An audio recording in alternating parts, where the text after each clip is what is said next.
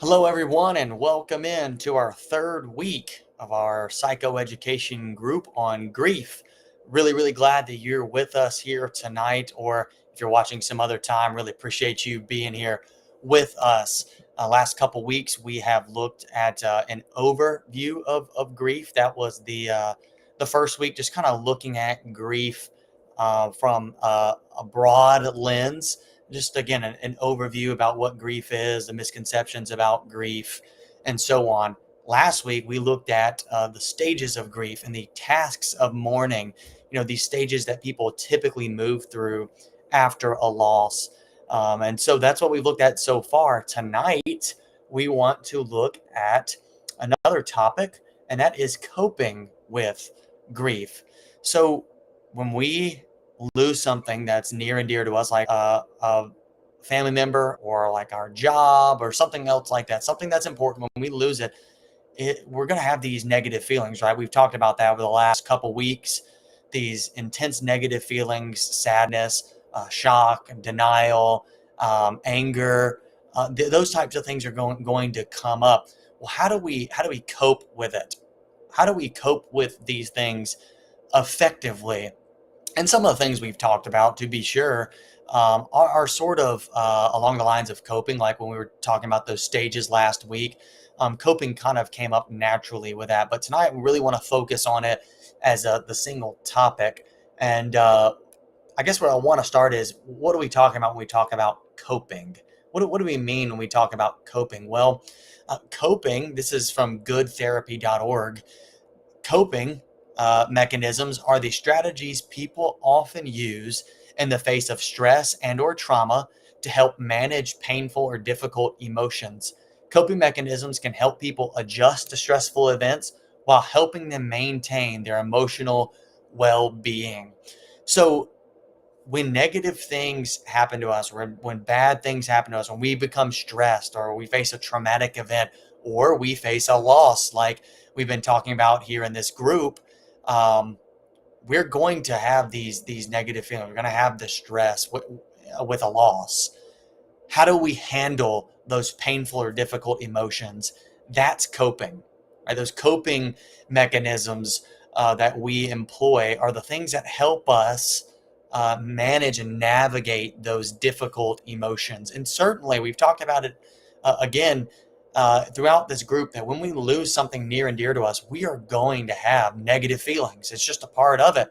And who wouldn't, in the face of losing a loved one or a job or some important object? Who wouldn't have those negative feelings? How do we handle those feelings? That's really what we're talking about. How do we cope with them? How do we get through it? What are the things that we're doing to try to manage these stressful events and stressful feelings? Um, that's what we're talking about here today. So I want to look at it from multiple lenses. One, I want to look at it from the maladaptive coping. That's just a fancy way of saying bad ways of coping, bad ways of handling the negative feelings. And then I want to look at the adaptive coping mechanisms. And what we mean by adaptive is just what are the good things that we can do to handle the difficult emotions and difficult feelings. That's all I want to look at here today. So let's start with, what are those maladaptive coping mechanisms, the things that when we find ourselves stressed out and we turn to them, they're actually going to make things worse. They're actually not going to help us in the long run. What are those maladaptive coping mechanisms? Well, number one, here's a list of them. Number one is substance use. All right, so we're talking here things like drinking alcohol, things like smoking pot or doing other drugs. A lot of times when people face negative events, when people lose a loved one, or when people face a traumatic event and they're stressed out, or they're depressed, or whatever it may be, they turn to substances, right? And substances, for a time, can kind of give that high or get your mind off of the troubling things. And that's why people turn to it. It's, well, I'll drink all this alcohol so that I can, get a buzz, or I can get drunk and forget about all this stuff for a little bit. Same thing with, marijuana usage or some harder drugs. It's, oh, I will, get my mind off of this. I'll smoke it or snort it or whatever it may be to get this high, get my mind off of this, or, to smoke this to get this buzz so that I could be a little bit more relaxed. People turn to these things, but here's the thing. Those things actually don't help, right? Engaging in substance use actually won't help in the long run. Um, Again, for a moment, it might, um, provide that temporary relief. What I mean by temporary is very temporary. It's not going to give you any lasting relief, and you're really not addressing the deep issues. Okay, that's one of the problems is these things like smoking pot and drinking and so on and so forth, engaging these substances. They're not going to get at the underlying issues. They're not going to get at the root of the problems. They're not going to help you address your difficult emotions and things like that. It's really, you're just really kind of putting it off with these things. And here's the thing as well, these substances are not good for our bodies, right? When we're already down, when we're already hurting, and then we put in alcohol in our bodies, or we put in a drug into our bodies, that's harmful to our systems. It's going to make the feelings actually worse. And I've had many clients come in before, and I'm thinking of one in particular who had some anxiety, and but he also was drinking. And this person, he realized though how bad it was that he was also drinking. He wanted to get over that as well, but he kept turning to it to help with these negative feelings, but he found that it was actually hurting him in the long run, and that's what's going to happen here. So substances are not helpful. Those things are not going to get you through the loss, not going to provide the relief that you really need. So that's a maladaptive coping mechanism, and one that I think a lot of people turn to. Unfortunately, self-harm is the next one. Some people engage in self-harm activities such as cutting, right? We probably all heard of or known people who have, maybe cut their arms, slit their wrists, things like that, or maybe people who pick at their skin. It's again, to some people, it's why would you do that, right? Why would you self harm? But to those who do self harm, it's just their way of maybe getting their mind off of this, or it's a way of escape for them. And again, it may not make sense to everybody, but it does to the person who's doing it. And in the end, again, this is not helpful. In fact, this is very dangerous, and it's going to lead to more obviously physical pain. It's going to lead to more problems in the long run. And again, like the substances, self harm may get your mind off of the loss, whatever it is, that happened. And some people, right, they do it to maybe punish themselves, right? They may feel like it's their responsibility for what happened and may harm themselves. But that's not really helpful. Self harm is actually, again, you're harming yourself. You're actually leading to more problems than what you had to begin with. That's physically. There's mental things going on there as well. And again, it's not addressing the root issue of what's going on. You may escape whatever you're feeling at the moment, the sadness and the grief feelings, but in the long run, it's really going to cause more and more problems. Addictive behaviors is the next one. And I know that the first two that we just talked about can technically be considered addictive behaviors. What I'm talking about here would be things like gambling, things like sex, these behaviors that people tend to go back to over and over again. Those are just a couple of examples. Again, those other two would probably fall under this as well, or could fall under this as well.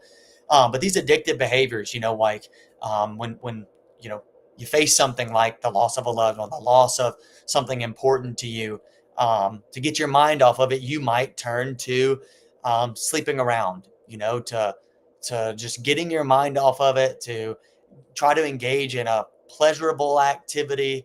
And you may just go sleep around. You may just go hit the slot machines. And folks, those things are, again, not going to be helpful for you in the long run. Again, it might It might get your mind off of it for just a very short time, but again, it's not going to address those deep issues. It's not going to really get at the heart of the matter, and it's really going to lead to more problems. These addictive behaviors is going to be messing with your mind and creating new neural networks. And again, I don't want to get too sciencey here, but that's what's going to happen with those addictive behaviors. And then you got another problem on your hand trying to eliminate an addictive behavior while you're grieving. And so that's not a helpful way to deal with grief as well, these addictive behaviors. But that's what some people do. They turn to, hitting the slot machines or sleeping around and things like that to get their mind off of it too. And those are just a few addictive behaviors. I'm sure there's more that we could throw out here. Again, the substance use we would probably be thrown in here because you can easily get hooked on those things. Those addictive behaviors are not going to be helpful. And then you're going to have another problem on your hands, and it's going to cause more and more issues. And again, like we could talk about what's going to happen with gambling. We follow that line. You keep gambling, you keep losing that money. What's going to happen, right? You keep sleeping around with people. You could possibly get an STD or something like that, right? These addictive behaviors have other problems tied to them that can be of significant distress further. So these things are maladaptive coping mechanisms. The next one would be risky behaviors. And these other ones that we've talked about can also be included here. And I guess what we're talking about here would be like engaging in things that are going to be a risk to your life in some way, shape, form, or fashion. A good example would be, um, I'm really stressed out. I'm sad and angry because I've lost somebody, and so I'm just going to go out and shop and spend all my money, right? And again, this is a way to, hey, let me get my mind off of all this stuff that I'm feeling. So I'm just going to go out. I'm going to spend all my money. That's very risky because what are you doing? You're putting yourself now in a spot. If you're going to go spend all your money, well, what are you going to do about paying the bills? What are you going to do about buying groceries, right? That's a very risky behavior. And these other things that we've talked about could probably fit under here as well. Sleeping around, right? Let me just go sleep with as many people as possible to get my mind off this, to have some type of high and a pleasurable activity, as people may say. Well, that's a risky behavior because again, you can contract an STD. You could, it could lead to pregnancy, and you can have other things on your hands that you're probably not up to dealing with if you already are dealing with a loss. And so these risky behaviors, engaging in these risky behaviors are not good coping mechanisms. And again, I know some of you may be thinking, why would people do that?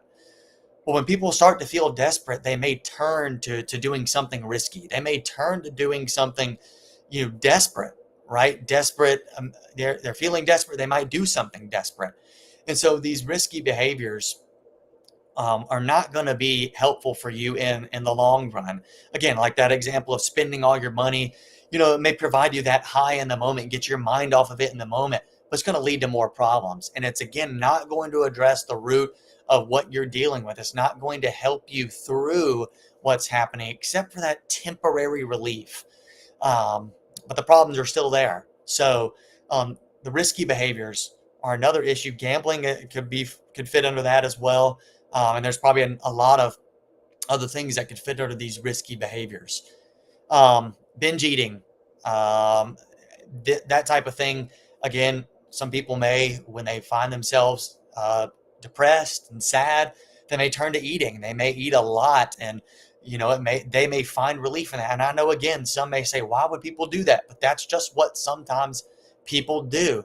And binge eating is not going to provide you the help that you really need to get through the feelings of grief. And again, it's going to lead to health problems. It's going to lead to more problems in your life that you may not be able to handle, along with dealing with the feelings of grief.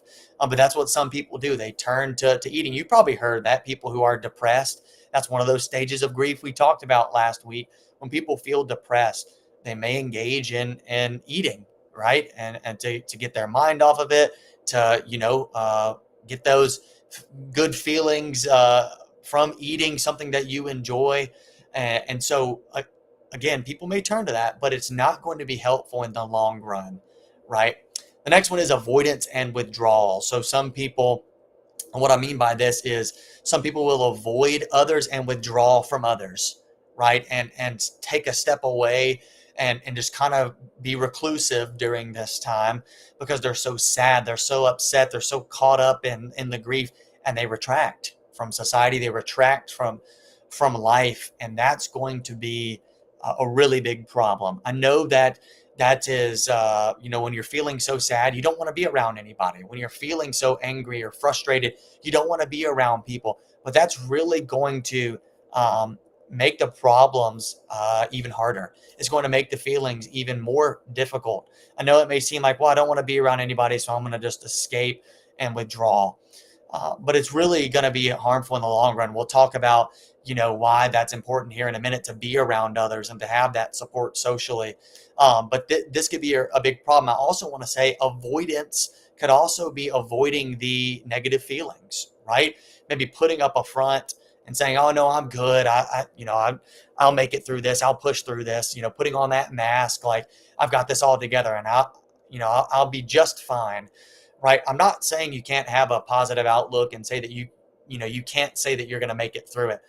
What I'm saying is that putting up a mask and acting like everything's okay and that you're not hurting when you really are, that's going to be an issue, right? That's actually going to hurt you in the long run. And we talked about in the last couple of sessions that it's really important to address those negative feelings head on. It's important to feel those negative feelings and recognize, you know what, I'm feeling this right now. And you know what, that's okay to have those negative feelings. When we avoid them, that's going to be a problem because we're just putting it off. And that kind of leads to the last one, which is procrastination. When we put things off and we uh, kind of don't address the things that need to be addressed, right? That's going to be a problem. I could see people doing that though, like when you've lost something important to you, or when bad things are happening and you start procrastinating. You start putting things off, and then things may start building up. But even life still goes on, and there are things that you still have to do even in the midst of grief. And I know that it's so difficult, it's so hard, but things have to be handled still. And I'm not saying that again, definitely not saying that you've got to put a mask on and just push on like everything's okay, but putting things off that still need to be taken care of, putting off the addressing the feelings, that's going to be harder for you in the long run. So these are all maladaptive coping mechanisms. This is by no means an exhaustive list. There are more things that we could talk about here. I just thought these were some very salient ones that could be very helpful to people. But these are typical things that people may turn to during times of high stress, during times of loss, and they're not going to help. They're just going to exacerbate the problem. It's going to make the problem worse, and it's not going to address the underlying issues, excuse me. So those are maladaptive coping mechanisms. Let's look now at some adaptive coping mechanisms, some helpful things that you could do. Number one is regular exercise. Folks, it has long been recognized that exercise is really, really helpful for mental health. It is so good for you mentally. It's so good for your body physically. Exercise is so very important. And I know this may seem like, well, I don't want to do anything. Like when you've lost somebody, when you're grieving, you don't want to exercise. You don't want to go out and do anything. But folks, you sometimes just have to make yourself do it. It's going to be helpful for you in the long run. It's going to provide your body with some really positive feelings, some really positive things are going to be going on inside the body during exercise. Really, these first few are self care things. What ends up happening with people who are in high stress situations, who are in the grieving process, they stop taking care of themselves. And when you stop taking care of yourself, you are really exacerbating the problem. You're really hurting yourself even further. And so we need to be taking care of ourselves, engaging in self-care activities like exercising. The benefits of exercising are unbelievable. Even something as simple as going out for a 20-minute walk in the morning, 30-minute walk in the morning, a slight jog, a little bit of weightlifting inside the house, or whatever it may be, regular exercise can really, really help your mind and help your body. 7 to 8 hours of sleep a night. Okay. And I put 7 to 8 hours because too little sleep is a problem, but too much sleep can also be a problem. We see that with depression in particular. Some people are on the side of not sleeping at all. Some people are on the side of sleeping all too much, just sleeping and sleeping and sleeping. And we need to be somewhere in the middle where we're getting 7 to 8 hours of sleep a night, right? And if you're not getting that, then you're not getting the sleep right amount of sleep recommended for you to be healthy, right? And this is what experts have determined. Some say 6 to 8, but I'm saying 7 to 8. 7 to 8 hours of quality sleep per night is really important to set you up for health and to make it through your days. Folks, sleep for our bodies is like just a refueling process. And when you're grieving, when you're anxious, and you are angry, and all those different feelings that grief may bring, and guilt, it can wear you out. You can get so tired. And if you're not getting that sleep, it's going to hurt you even worse. It's going to make you have further problems. And so 7 to 8 hours of sleep a night is really a good way to cope. And I know some people, you have trouble sleeping after you face a loss, right? And there are some things that you can do to maybe help with that.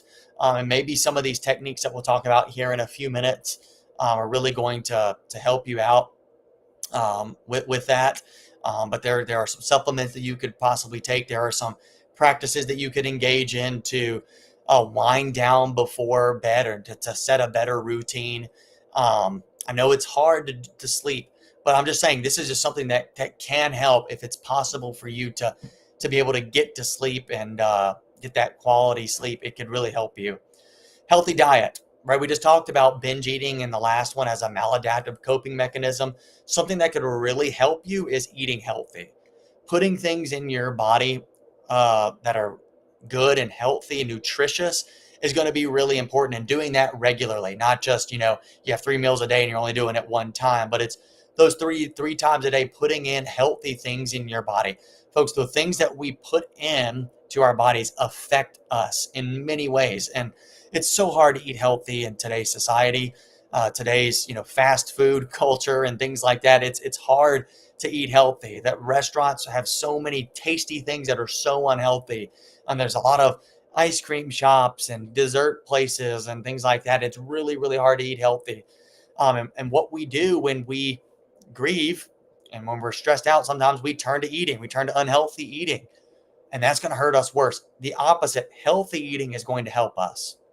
And so if we're eating healthy things, those fruits and those veggies and good fats, that's it's really important to be eating a healthy diet at this time. And I'm no a dietitian, nutritionist, or anything like that, so you could consult someone else for that. But I do know that the things that we put in our body, they affect us. They affect our bodies. It affects our minds, what we're putting into our bodies. And so if you're going to put in unhealthy things, it's going to hurt you worse. If you're putting in healthy things, it's going to help you out. So engage in healthy eating. I know this is hard when we're grieving, but that's going to be helpful. Engaging in hobbies, doing things that you love doing, enjoy doing. Um, Again, it's hard to do that when you're stressed out, when you're sad, when you're depressed. But again, you might have to force yourself to engage in a hobby, the things that you love doing. Maybe you love watching movies. Maybe you love knitting. Maybe you love doing some type of sport. Whatever it may be, engage in those hobbies. Don't stop doing it just because you're sad, just because you're feeling these negative feelings. Make yourself engage in these hobbies and leisure activities. They're good for us, right? They're good for us to have our minds um, engaged on a specific task, or focused on a specific hobby. And it can get our minds off of the grief and get our minds off of those things for a little bit. But it's good to just have things that we enjoy doing, and not to put it off, right? We're not saying engage in a hobby to put off the negative feelings or whatever. It's just it's continuing with the things that you enjoy. It's finding things that you enjoy and doing them. We all need time where we just engage in things that we enjoy doing. Having that time where we are not working, where we're not having other things on our mind, and we're just engaging in something that we really enjoy doing.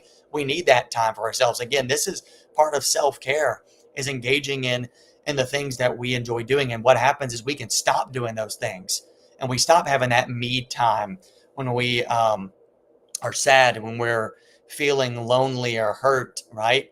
Well, we gotta do those things. Those things can help us and give us a sense of purpose. Religious practices, this is so very important. If you're religious, if you're spiritual, turning to those things has long been shown to be helpful. Particularly, religion provides a kind of a view of the afterlife. And so, particularly like within Christianity, you may go to a funeral and you hear things like, well, one day we'll see our loved one again, right? You know, a lot of religions, Christianity being one of those, has a view of the afterlife that although we may have lost a loved one, we will see them again. If we remain faithful to the Lord, and we will, see our loved one who was faithful to the Lord in the end. That's kind of some things we hear within Christianity. I'm sure, we don't have time to go over all the religions, but I know there are some others that believe in the afterlife and being with loved ones. But that's not it though. Just the view of the afterlife. That is one big thing within Christianity. And again, I'm a minister within a Christian religion, and that's one big thing. I've lost my grandmother, and she was faithful to the Lord. I believe I'm going to see her one day, and that's something that I love to think about.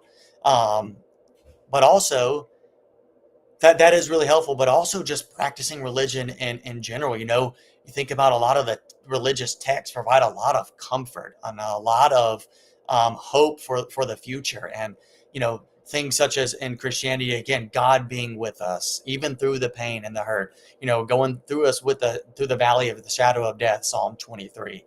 um, those type of texts are very helpful. Engaging in worship with other Christians, those things can be very uplifting even in times of trouble. These religious practices, um, we believe that God is the source of love and goodness, and when we go to him we find what we need, right? And so turning to those religious practices, turning to God, can be so very helpful during these times of distress. Social activities. We talked a few minutes ago about people who withdraw and who isolate themselves and avoid others because they're so hurt and they don't want to be around others. But folks, I'm telling you, if we withdraw from others, we're going to be hurting. We're going to be hurting ourselves further. We are social creatures. We were made to connect. That's how God created us, to connect with other people. And so the engaging in social activities is important to keep that social connection. And maybe not just a social activity, just keeping contact with people regularly. And I'm not just talking about on the phone, I'm talking about face-to-face contact. And I know during times of stress, you don't want to be around people. You don't want to see others. You want to isolate. But folks, you're really going to hurt yourselves in the long run with that. We need that connection. And it has long been shown in research that having others there to lean on, having others to rely on during times of stress, during times of um, problems and sadness, having people there to lean on is so very important, and is what uh, we call a protective factor in counseling. Having social support, something that can be helpful and protect you from stress and anxiety and further plummeting there, is having that social connection. How strong are those connections? How much can you lean on other people? Because folks, people can help us so very much through the tough times. So I hope that you will engage in social activities or in social connection, even if you're grieving right now. Humor, right? Even when we're down, even when we're sad, we can still have a time of laughter, right? And this may be watching a funny movie. This may be, joking with someone or remembering something fond about the thing that you lost, and maybe having a good laugh about those things. Some humorous aspects of your relationship with somebody, or whatever it is that you may have lost, right? We all have those experiences that are funny with other people, and we can maybe recall those things. But giving yourself some room to laugh, right? And laughter doesn't mean that you moved on, or you've forgotten about what you lost. It's okay to laugh, right? And that laughter is good for our bodies, good for the soul. And so a little bit of humor could help you here, as you are stressed out, as you're hurting. A little humor here and there will be helpful. Support groups. These are groups that you can join. There are tons of support groups for grief. And what we're doing here is a psychoeducation group where we're teaching you about grief, teaching you things connected to grief. A support group would be something where many others are going through the same situation, and you support each other through it. You talk about your losses, you talk about what you're going through. There's typically a group leader who will kind of facilitate it and help the group members through whatever they're going through. And so a support group can be really, really helpful, a helpful way to cope with what you're going through. There's all types of support groups out there, and certainly there are grief support groups. And so you may want to connect with those. And that will also kind of check off a couple boxes, give you the social connection, and also give you a time to process what you're feeling, and so on and so forth there in a support group. Counseling. Um, Engaging in counseling. We here at Joanna Snow Ministries, we work with a lot of people who are grieving, and we just kind of process with them one on one what they're going through, what they're feeling, and we try to empower people with a lot of techniques, with a lot of things that a lot of different tools that they can take to work through their problems. And we're here to not just give you a quick fix to things, but we're here to work through it with you, and to sit here and listen. That's our job, just to listen and to facilitate the change that you want to see in your life. So if you need us, we'd love to work with you and for you. There's a lot of other counseling places here in Mobile as well. But counseling can be a really great way to deal with the pain, to deal with the struggle, to deal with the feelings of sadness and depression. And certainly we have a great team here who could help you out. But counselors are equipped to help people through the negative things that they're facing. So these are adaptive coping mechanisms. And again, this would not be a exhaustive list. There's more out there, but I thought these were really helpful ones that I think would be very salient for you. So those are some adaptive coping mechanisms. To wrap up here in the last several minutes, I wanted to actually give you some techniques, and this would kind of fall in line with these adaptive coping mechanisms. But I'm actually going to run you through some things that you can actually do here, and I'm going to teach you how to do them when you're feeling stressed out, when you're feeling so sad, when you're feeling so down. What are some things you can do to cope? What are some things you can do to relax your mind, to calm your body? That's what we're going to be looking at here for the next several minutes. So what are some coping techniques here? Number one, let's do the square breathing. The square breathing. If you just type this in on the internet, you'll see various different graphics for this, but this one's really, really simple. And this is kind of, I guess, would be kind of in the mindfulness realm of counseling. But when we're stressed out, when we are feeling negative feelings, it's good to just pause and take some deep breaths. And this square breathing is a really, really simple exercise that you can do to relax, to just kind of pause. And when we, folks, I know some people may think, well, this isn't that helpful. Deep breathing can't be that helpful, right? It really can be, right? Just to pause and just take some deep breaths can really help you, like kind of like it's almost like a reset button. And then you putting more oxygen in your body and into the brain, it really is helpful. So what you do is you can kind of see the arrows in a box here. You breathe in for 4 seconds. All right. So you breathe in for 4 seconds through your nose, and you hold it for 4 seconds. Then you breathe out your mouth for 4 seconds. Then you hold it for 4 seconds, and you repeat the process. So I know this may be a little bit different, but we're actually going to do this here. So if you're watching, do this with me here, and I'll count up with my fingers as we go on. But let's just kind of practice this together. So breathe in for 4 seconds.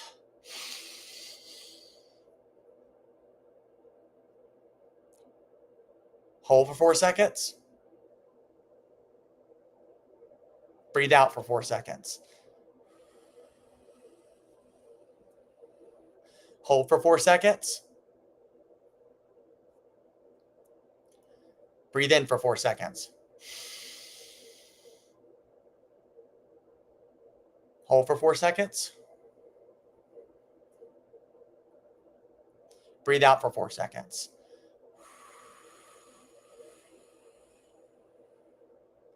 Hold for 4 seconds. And then you go on and on and on. That did not work very well because I had to talk there, and I struggled breathing in myself there. So that probably did not look great. But you know what? Hey, we're having a little bit of humor like I just talked about. Um, it's kind of hard to do that. I realized once I started doing it, I was like, I am not doing this well. But you kind of get the picture, right? You breathe in for 4 seconds, you hold for 4 seconds, you breathe out for 4 seconds, you hold for 4 seconds.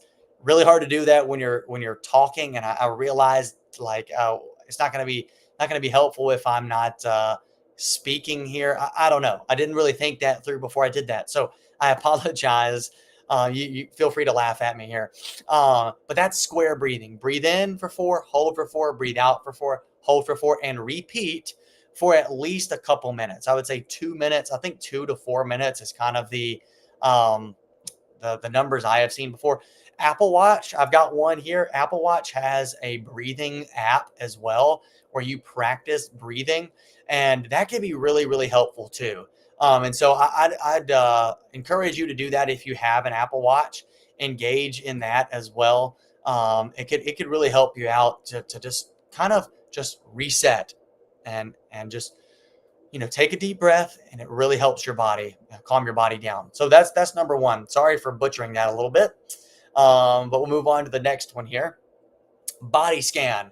Okay, this is a shortened version of a body scan here that I have here. But really, what a body scan is just kind of you're pausing and just feeling the different sensations in your body. And if you just type in body scan prompts on the internet, you will find a list of this on the internet, and it can be really helpful for you. I found like a 30-minute audio body scan actually on one website. I should have had that here to post. But if you type it in, I'm sure you'll find one. But what you do basically is you're going to get in a comfortable position. You can be sitting up like I am. You just get in a really comfortable position. You can lie down, whatever is comfortable to you. You may have a couch or recliner or something that's really helpful. But you're going to lay down. You're going to close your eyes, and you're going to breathe in your nose and out your mouth slowly, kind of like we just did. If you even want to do the square breathing with this, you can, or you can just take some deep breaths here and there. So what you're going to do then is you're going to start noticing sensations in your body, beginning with your feet and moving all the way up to your head. So different sensations may be like tingling, pain, numbness, whatever you're feeling in the different parts of your body, you're going to recognize that. And so you'll kind of, take some deep breaths, right? Okay, get in a comfortable position, close your eyes, take those deep breaths, and then start with your feet and just notice, all right, my feet are tingling right now, or my feet are really sore, my feet are numb, my feet are hurting, whatever it may be. You're just going to notice that in your mind. You don't have to say this out loud. Then you're going to move up maybe to the calf area. Man, what are your calves feeling? All right. Really focus in on that and keep taking those breaths. Really focus in on the different parts of your body. Move up to the next part of your body. Maybe it's your knees. Maybe then it's your quads. Maybe it's your hamstrings. Then you move up to your arms and your stomach and chest, and then all the way up to your head.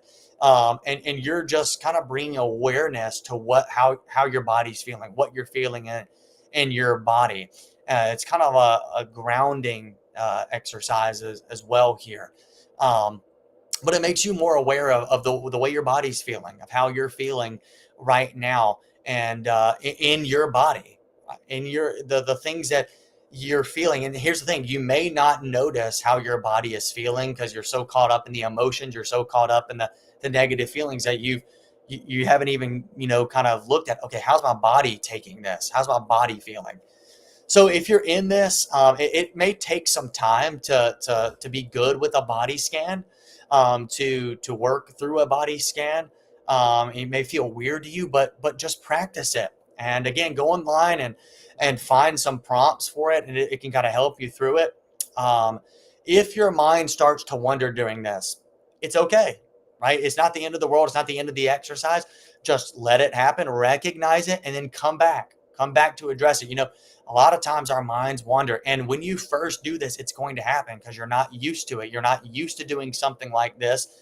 And so you can just recognize it and then come back to it, to the body sensations, come back to wherever you left off. It's okay. We're humans. We're not going to be perfect with this. And so it's okay to, for your mind to wander a little bit. We want to bring it back. And as you do this more and more, you will get better at it, and you'll be able to kind of recognize this. This could also be very relaxing for people, and really it focuses their minds on their bodies, gets your mind off those negative feelings as well. So body scan can be really helpful. The next one here is the 5-4-3-2-1 grounding technique. A grounding technique is grounding techniques are techniques that help ground you in the here and now, in the present. And so what ends up happening is we get anxious and we start worrying, and it kind of overtakes us. And we can maybe get caught in the past. We can get caught in our feelings, and the grounding techniques kind of gets our minds off everything else except what's happening in the present. And they can be really, really helpful for people who are facing high anxiety, high um, uh, negative symptoms, negative feelings, and get their minds on something else.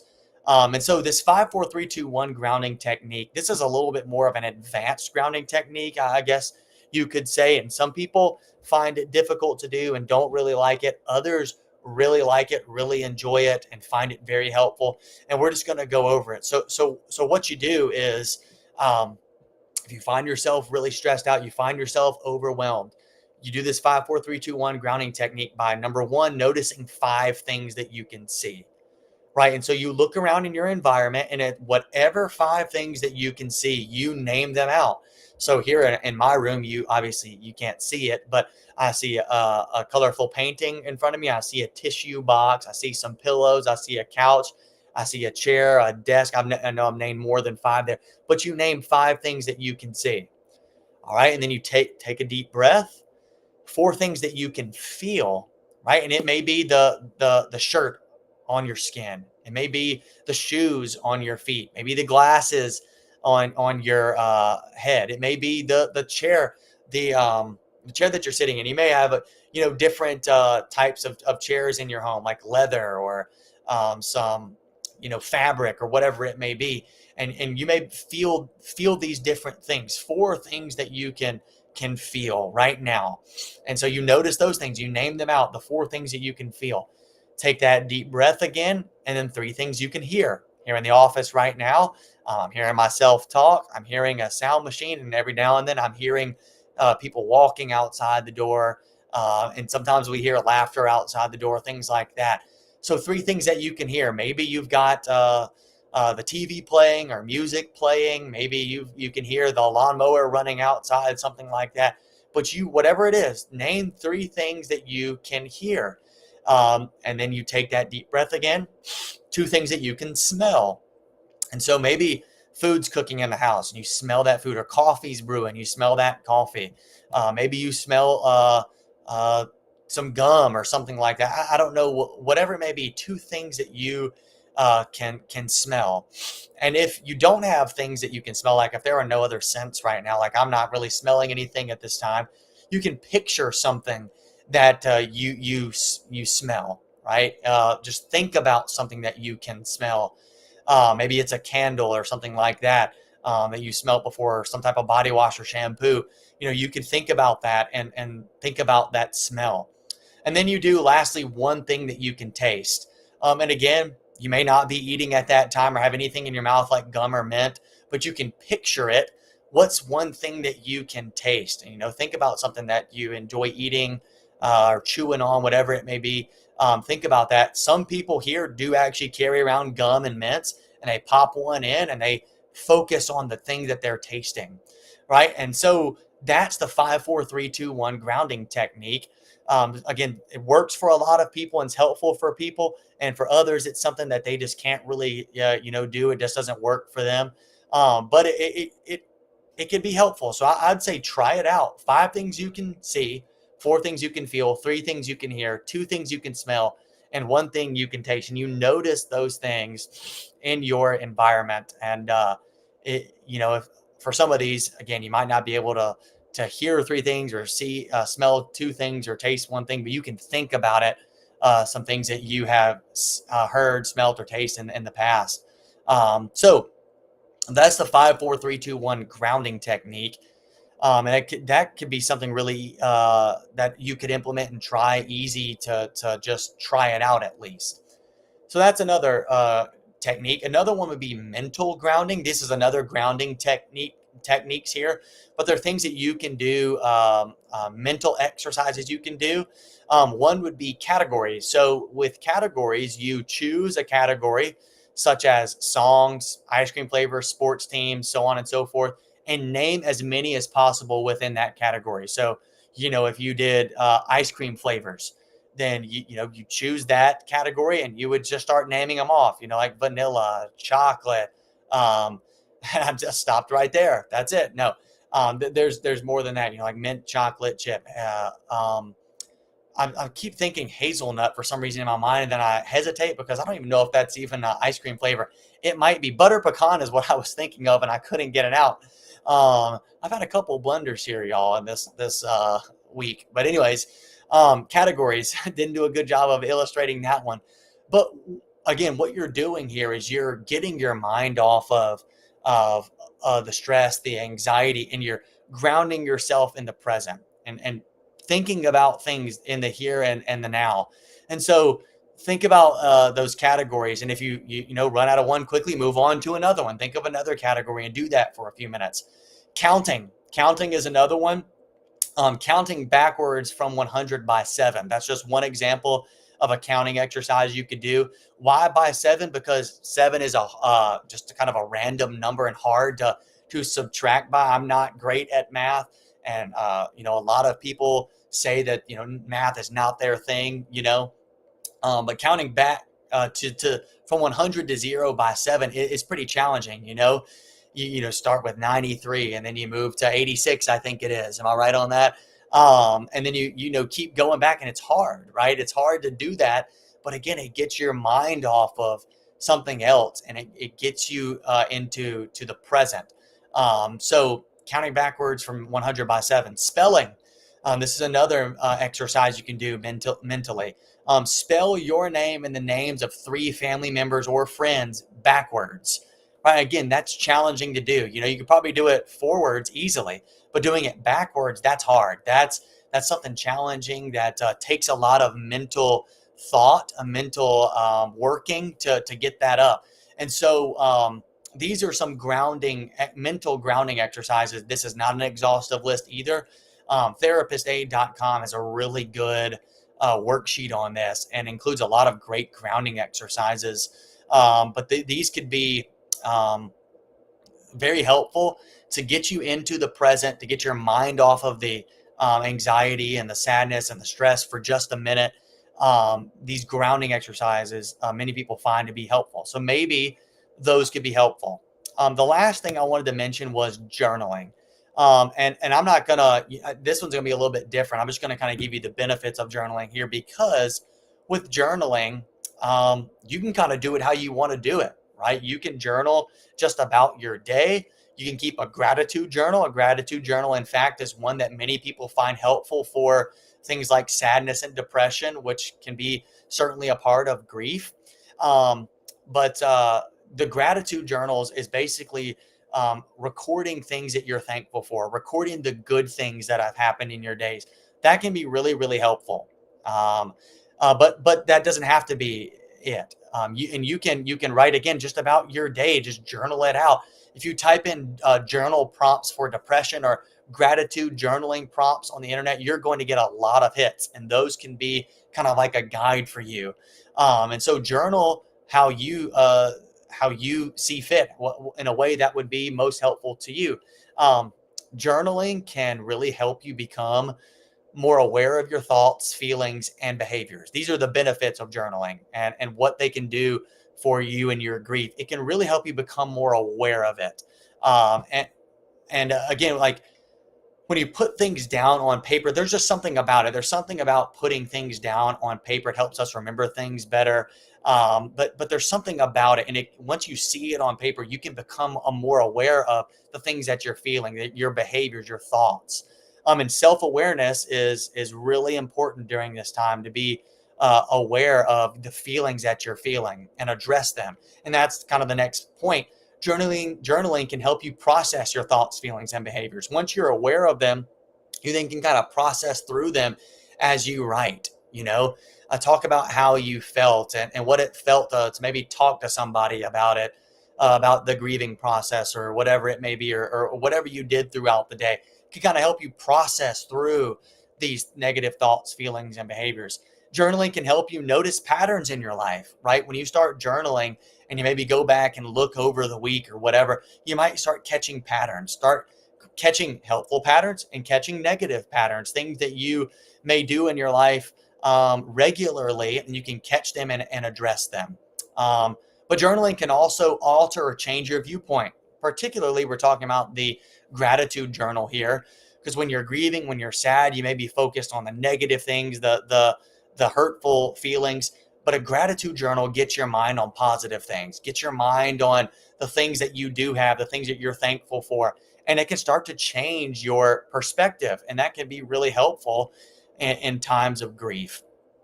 So these are just some coping techniques, coping mechanisms. This is, again, by no means an exhaustive list. And I hope, though, that something was helpful and something was good for you that you could take and apply to your life. If you're grieving at this time, or you know somebody who is grieving, maybe you could pass this along to them. But if you're grieving now, maybe you could practice some of this stuff and see how it helps. But I would also say counseling can be really, really helpful. And we want to help people through their feelings and process these tough things with them. And so if you want counseling, we would love to work with you here at Joanna Snow Ministries. I really appreciate you tuning in today, and hope you have a really great